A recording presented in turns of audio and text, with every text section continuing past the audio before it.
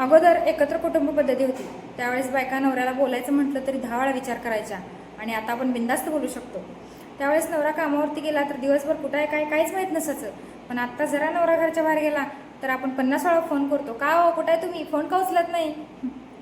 त्यावेळेस बायको आजारी पडली तरी तिच्या नवऱ्याला माहीत व्हायचं नाही, बायको उठून काम करायची तशीच.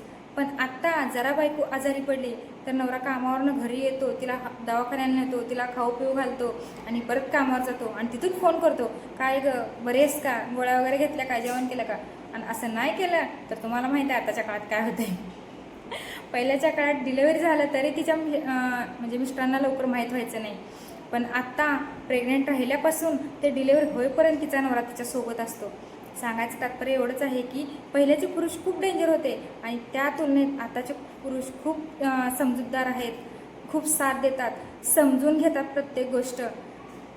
त्यामुळं बाईनंही समजून घेतलं पाहिजे.